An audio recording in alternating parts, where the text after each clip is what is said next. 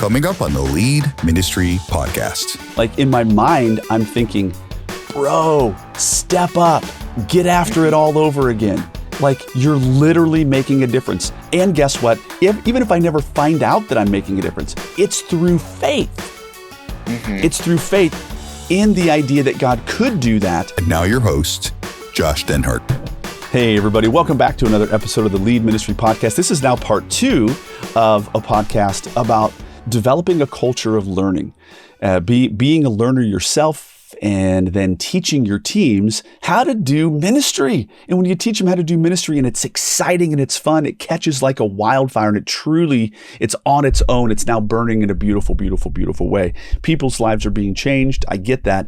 But the concept that we ended on our last episode, which led to this particular episode, is you just don't know the people that you're leading, where they might be, how God might use them in the future.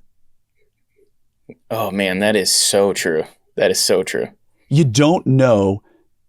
You just don't know. And so the funny thing is the lessons that we're teaching them and the slowing down and being like, okay, we're busier than a one-legged man in a kicking contest, but it's super important for us to stop the crazy fray of Wednesday and Sunday are looming, to push pause and to go, okay, let's learn how to exegete a passage and do inductive Bible study ourselves for self-feeding. Mm-hmm. Okay, I'm going to teach our team that.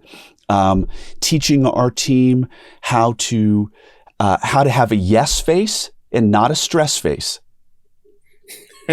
Yes. Teaching our team how to teach others how to have a yes face and a stress face, or even teaching our team, how can you identify a yes face and not a stress face? And so all of a sudden, watch this, the craziness of Sunday became just a degree less crazy because one of my associates now knows, oh, wait, when it comes to recruiting, this is a yes face role. I need to be looking for yes faces. I don't just need a person. I need a particular type of person. Yeah, that's awesome. So then the whole concept is let's get our people learning about ministry and about everything about Christianity and everything about practicalities and about caring for people. Fine. But the beauty of this particular episode is 10 years ago, when I first started this, I had no idea that this person was going to become a senior pastor. He was an associate. I remember when the senior pastor and the executive pastor deeply scolded me because I hired this kid, and they were all up in arms and they were like, "You hired too fast. It's not about just filling." And I was like, "Listen, I've known this kid from camp, right? You know, like does your church have a camp that you love and send people to and you go speak at and stuff, you know?" Oh yeah, absolutely. So we worked at college at this camp, and I got to be honest, like when I was speaking, I did a 1-week speaking thing at that camp, excuse me. And every week that I would speak there, I had a totally different set of goggles on. And I was like, show me the counselors who stand out. Show me the counselors who are really sharp and really have their business together, because that is a future tap on the shoulder intern. That is a future associate. And so for 3 years, I developed a relationship with this kid, kept talking to him, had him do a video project for me, and then hired him. But again, the senior pastor and the executive pastor were like, "You just found anybody quickly. I've been working this program for 3 years, son." Yeah. You have no idea how deep my game goes. Yes, that's it. It's like, I have been planning for this moment, you know? Right. Absolutely. Okay. So he comes on staff, and by the way, it was only a matter of like 2 years that he was on staff before. This is a full circle, like, gotcha moment. The senior pastor was behind closed doors, secretly trying to orchestrate things in a very negative, passive-aggressive way, mind you. He was trying to steal him as an employee to become the worship pastor of our church. I'm not kidding.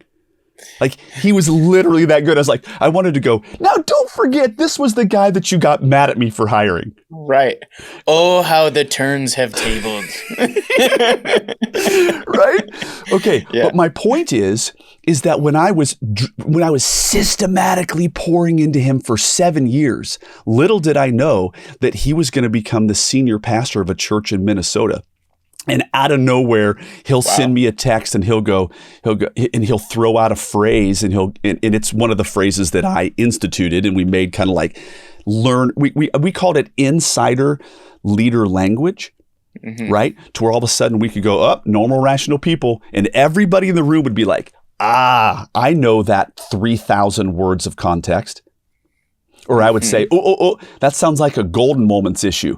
And everybody's like, yes, golden moments. And in your mind, Bill, you're like, what are the golden moments? Well, those 3 words, the golden moments, that held like 15 to 2,000 words of context that I had taught like 18 months earlier. That's awesome. And I would circle back to it. So we had this culture of learning. And then he gets a hold of me, 15 years later.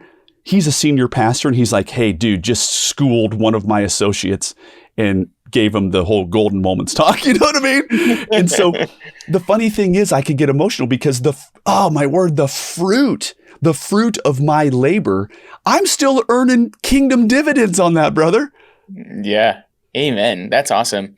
Yeah. Learners create learners, right? Yes. So you had that value yourself and lived it, and then you gave it to somebody else, and now he has moved on. He's the senior leader in an organization, and now he's transmitting that down as well. That's amazing. It is, and it's almost like he was like my child, so to speak. Like Paul looked at Timothy, and then all of a sudden, Andy has the latent DNA that I transmit. Okay, I'm a science guy, right? I remember back in the day, Bill, this will date me, but I was a part of like in the late 90s, mid to late 90s, like this brand new thing where you could cut DNA from a banana, like you could cut out a section and you could insert a different, like an piece of onion DNA, and you could splice it back together. You could actually infuse something, another piece of coded information in between banana DNA. Now, like this is now like so unbelievably common 30 plus years later. But my point is that Andy came to me with a particular DNA, and it was my job to do these little cuts and to go, okay, let me put in new DNA, new DNA. And all of a sudden I influenced his DNA. And by the way, when we have children, what we're doing is we're passing on our DNA. Yeah. And so he is like I infused into him, and now he's passing it on to other people. And so my time spent with him not only was valuable then, it was uncharacteristically hugely valuable for the future. I mean, he is shaping people that I'll never, ever come in contact with in my life. Yeah. That's so amazing to think about, and how that's God's work in us. That's how powerful God's work in us is when we're willing to transmit what we've learned from him. I feel like I am actually a product of this because so you're the guy. You could go back in time and find the dude. I can go back to a actually specific point in my life which changed everything for me. Let's hear it. A pivotal moment. So I grew up in the church, and by the time I was in like 5th grade, the top of the elementary spectrum, right? Yep. I felt like I was the quintessential church kid. I knew all the Bible stories. I had walked around Jericho and had the walls fall 872 times. I went to every single little gathering that my church had for kids. But when I was in 5th grade, I was like a leader within the I love that. Within the children's ministry, because I like begged my teachers. When you get to like 5th or 6th grade, you go, I don't want to do the little kid stuff anymore. Yes. Right. And so they're like, okay, so Bill's our like Junior leader. our junior leader. And I like love that. Any moment I had to like help pour into other kids, I was like, that's what I want to do. Right. Well, in 6th grade in my church, we switch to youth group. And so I go to youth group, and I remember my very first normal gathering of youth group. The youth pastor gets up there and he starts sharing about the book of Job. And he tells us Job 1 through 20. But the way he did it was that he modernized the story before he told us the Bible story. Yes. And the way he did it and how he did it and how he communicated to my heart at that time as a 6th grader, I was like, people can do this with the Bible? You mean there's more to the Bible and understanding it and applying it to your life than just you learn all of the Old Testament Bible stories over and over and over again? Like my whole world exploded. And I thought in that moment, could I dare to think that one day I could do that for other people? Okay. I could be the guy who equips other people to do that, or who equips other people with the Bible. And that was like, that changed my trajectory of my life in that moment. Okay, now listen, if that guy, this is the real golden nugget right now. If that guy had been given the foresight to go, hey, guess what? Hey, like, somebody pulls him aside and goes, hey, dude, I just want to let you know, there's a squirrely redheaded kid in the crowd. And what you're going to say is going to fundamentally change the trajectory of his life. Yeah. You're cool with that, right? And he's like, what? What are you talking about? This tonight, something deeply spiritual is going to happen. And the roadmap is going to forever change. So go out there and have fun and do your best. Yes. But I think that's the point, right? Like, we need to kind of internalize that when we spend all of that time prepping to teach our team, when we spend that time to transmit an idea or to help them with a best practice of ministry, we have no idea how God is going to use that. But just one point could actually change the trajectory of what God is doing in his kingdom for the future.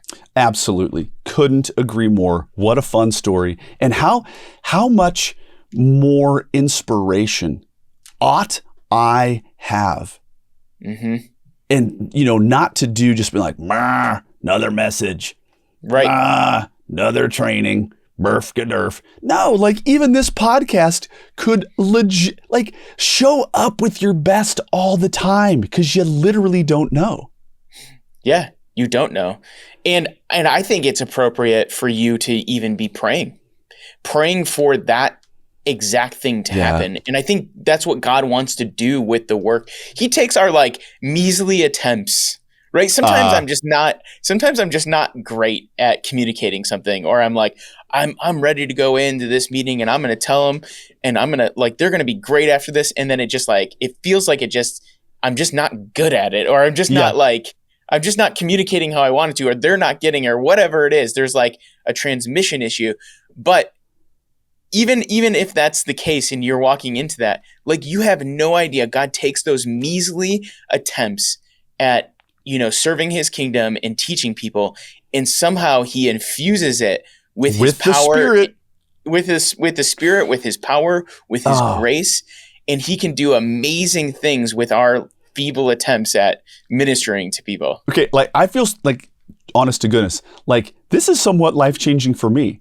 In my mind, I'm thinking, bro, step up, get after it all over again.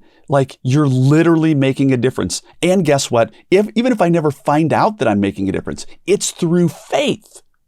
Mm-hmm. It's through faith in the idea that God could do that. That I want to lean into that and just be like, dude, God, you're so good. Do something cool that I'll never know until heaven. Yes, right? Yes, absolutely. And trust that he will. And trust that he will. He absolutely does. I think this is really, really, really critical stuff. It's inspirational to me because it makes me want to take my life and calling that much more seriously, because God is doing things that I can't see. I mean, that's the essence of faith anyway. Am I right? Mm-hmm. Well, I have to say, Bill, Yes, absolutely. Like during this podcast, as we are recording, absolute true story. Here it is. I just got a text from that, like in real time, from that gal, Amy, that I told you was my number one, who was very reluctant to like take on other people. And she sent it to me, and she sent it to this guy, Andy, who is now the senior pastor of this church. Like in real time, this happened. And here she sent a picture, and she said 11 years ago, she sent a second text. So much has happened in all of our lives in the past 11 years. Praise God for our time together and how he has directed our paths. So she is now like an community outreach director at another church. She took over for me and did the children's ministry director role for like 7 or 8 years. Andy is now a senior pastor. So the idea then is that all of us, all of those years ago, we're just kind of grinding it out, but we got super strong and super better. And we continued to hit the so to speak, learner gym. And we were, you know, those people, I'm not one of them, Bill, I'm so sorry. But you know, those guys who have clearly hit the gym since high school and they're 48 years old. And you're just like, bro, like you caught the gym bug, didn't you?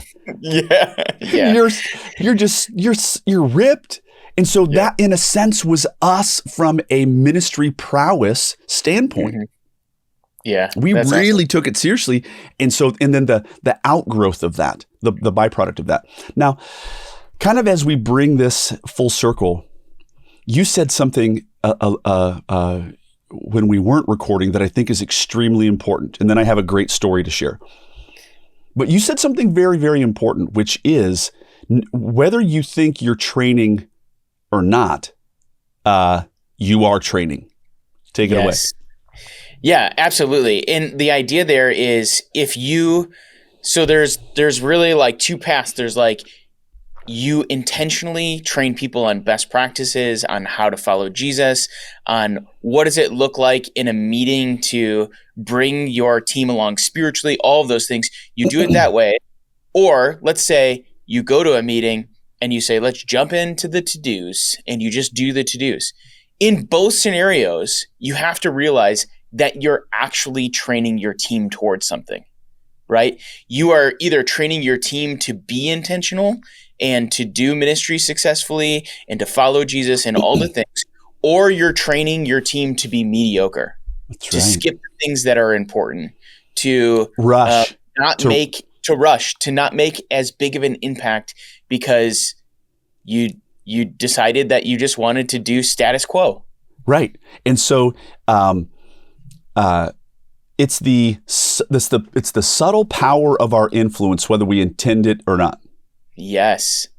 And it's like I said in the last podcast, like all of a sudden you walk in and you're like, oh my word, they have a culture of sass and sarcasm. Somebody started this. Yes. Yeah. Right. And somebody kind of led that this is our ethic. Or you're like, hey, they have a culture of like kind of doing things at the last minute. Well, somebody was either permissive or they were just clearly modeled, and then everybody just kind of followed along. So it's you're whether you're a good or a bad leader, you're leading.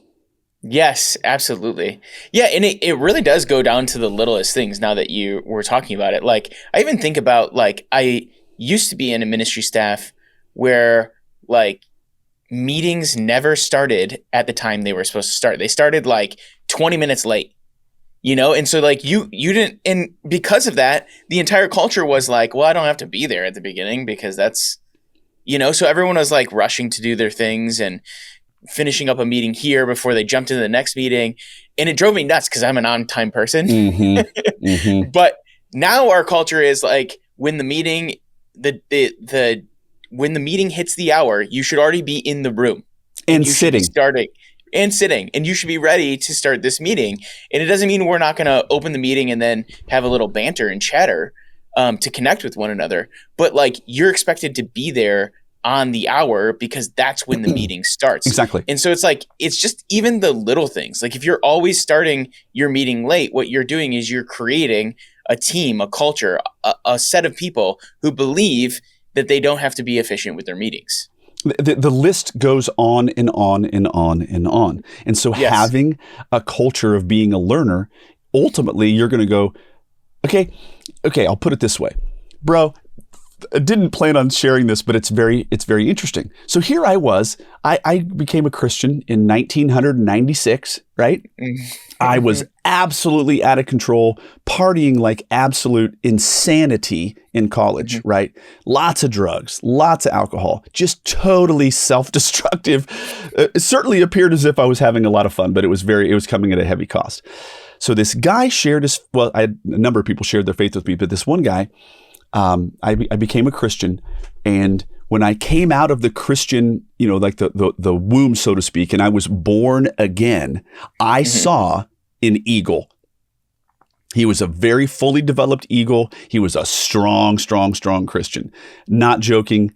I'm not joking about this. He has, to this day, the majority of the New Testament set to memory. He has the entire book of Romans set to memory. Ephesians, Galatians, Colossians, 1st, 2nd Thessalonians, 1st John, 2nd John, all of them set to memory. I'm not kidding. That's crazy. Was so committed to prayer. We'd be walking along in the middle of absolute pure public, and we would bring something up. He'd say, whoa, dude, let's stop and pray about that. And I'm like, okay. Like right here? Right here?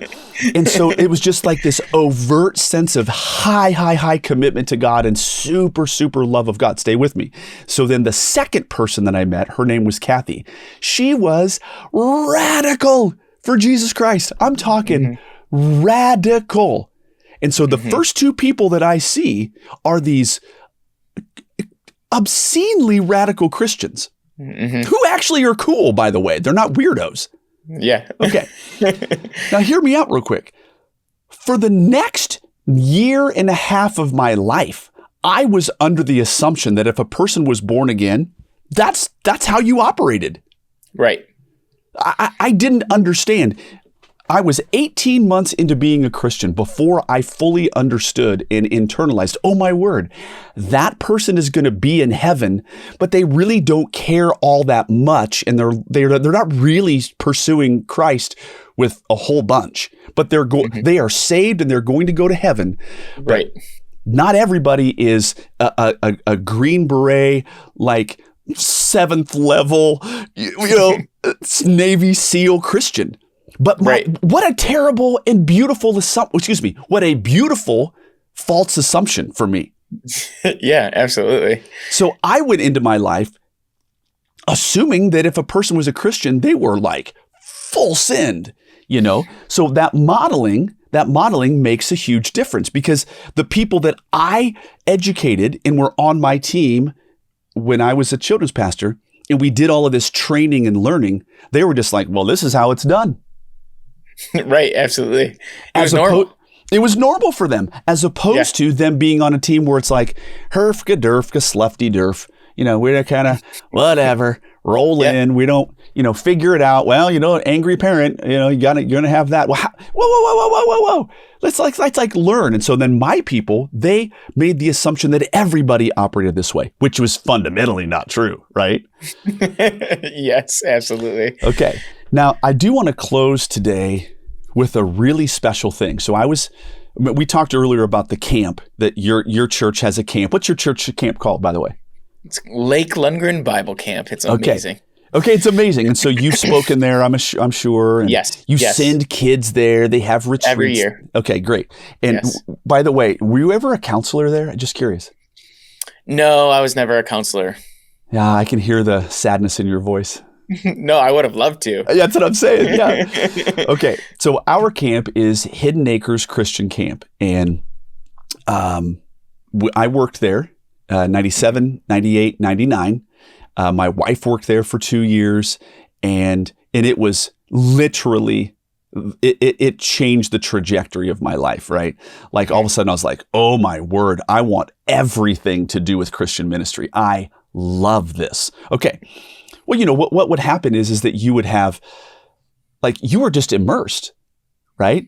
You had this summer and you were completely cut off from the regular world. You were in this glorious, by the way, there's nothing wrong with a micro Christian bubble for a season, right? So we were in this like really, really, really unique context where we had worship 2 or 3 times a day. You were discipling kids, the 10 or 12 kids that were with you that week. Everywhere you went, you were intentionally talking about spiritual things. You're sharing the gospel, you're whatever.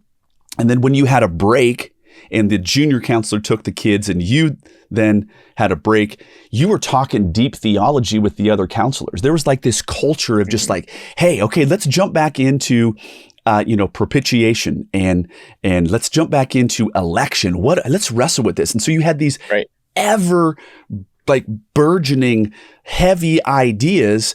And the culture there was one of memorization of scripture. The culture there was deep theological discussions. Okay, great. Mm-hmm. So I'm being asked to speak for the camp gala, right? They're having like a fundraising thing. And they said, hey, would you come and speak at this? And I was like, oh yeah, for sure. And so then I've had this idea percolating in my mind for years and years and years. And I was like, you know what? I have always thought that Camp Hidden Acres, the greatest kingdom impact was certainly a part of it was the thousands and thousands of campers who have come through. Okay. Thousands of campers. And every year, more kids would be added to the kingdom and more kids would learn more about Jesus. And that was the campers. Mm-hmm.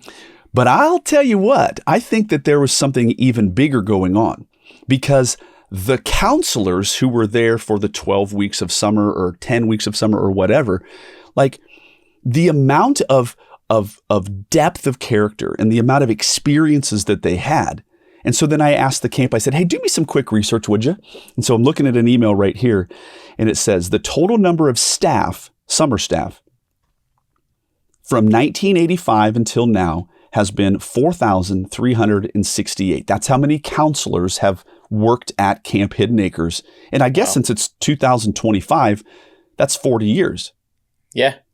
Okay. That's really cool. So over 40 years, 4,368. And it says, given that each staff, there's typically about 50% returners, we can make the assumption that there was 2,184 unique counselors. So 2,184 unique counselors that worked at camp. And what did they do? They had kids and they worshiped a whole bunch and they talked about theology and they were immersed in this culture, all that. Now, the camp has records that 634 of that 2,184, 634 of those people went into full-time vocational ministry, whether it was a missionary, whether it was a pastor, whether it was whatever context. Dude, that is like 27 something percent of the counselors that worked there went on into full-time vocational ministry. Now stop everything for just a second. The impact of camp is way bigger than a whole bunch of campers coming in. The impact of camp is like, holy smokes, this person understood how to share the gospel. They were trained how to share the gospel. They were trained they talked about theology at super deep levels. And now out of that, by the way, what is a greenhouse? A greenhouse is like the optimal growing conditions. Am I right? Right. You got the right temperature, you got the right soil, the right amount of water and nutrients are being pumped in order to grow the root systems. But the point isn't to stay in the greenhouse. The point is to transplant and go put into the wild. Mm-hmm. And so 634 of these counselors were transplanted into full-time vocational ministry with an already quite heavily established root system. And then they are now an outpost all over the world and all over the country. And I think they probably preached a sermon last week. Am I right?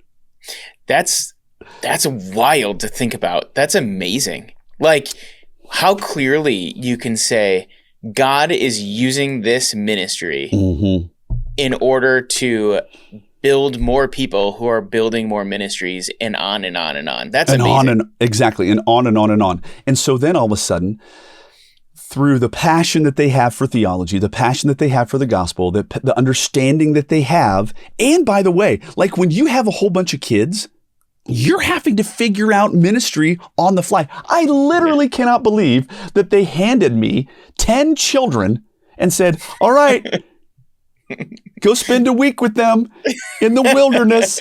Make sure they don't die. Yeah, tell them about God.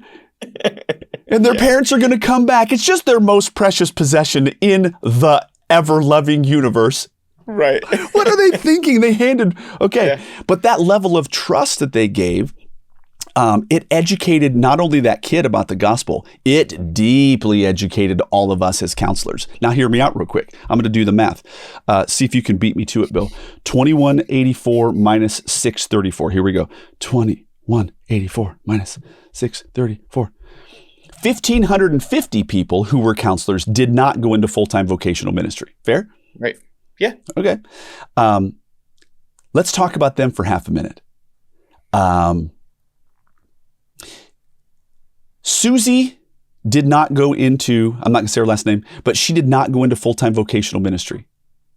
But she is a far more well-equipped volunteer, and she volunteers a ton at her church. Do you follow me? Yeah, absolutely. Like all 1,500 of those people have a rich history of serving. And they're like, hey, I want to be a helper with the youth group. Oh my word. If I could say, hey, I want somebody who never worked at Hidden Acres or somebody who worked at Hidden Acres to be like, to be my pick, I would want somebody who worked at the camp. Why? Because they have a rich, even if they were there for one summer, they have a rich context for ministry. So even if they didn't go into full-time vocational ministry, they're likely at a church.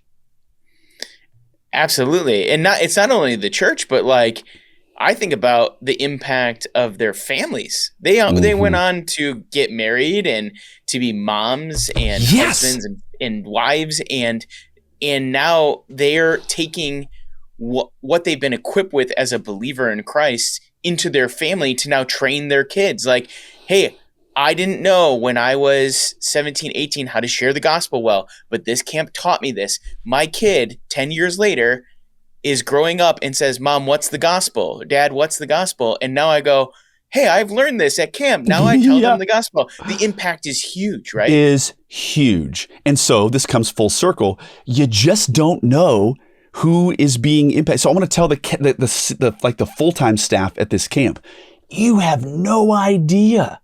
Be faithful. Don't blow this off. There is somebody here, statistically speaking, of your 100 camp or counselors, are going to be 25 of them, if according to your statistics, are going to go into full-time vocational ministry. And every one of them is probably going to go to a church. Yes. They are going to be better. So get after your job, quit slacking off, and have another cup of coffee and get busy. You know, get it done. Get it done. Okay, now how about this? Little did we know that this first episode was going to turn into 3, because we're gonna push this forward and have this be a 3-part. Because I've got stories that I want to share.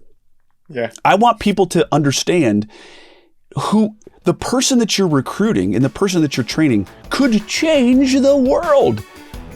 Okay, you ready, Bill? We're gonna just jump on to episode 3. All right, let's go. All right. Okay, gang, we'll catch you guys on the next one.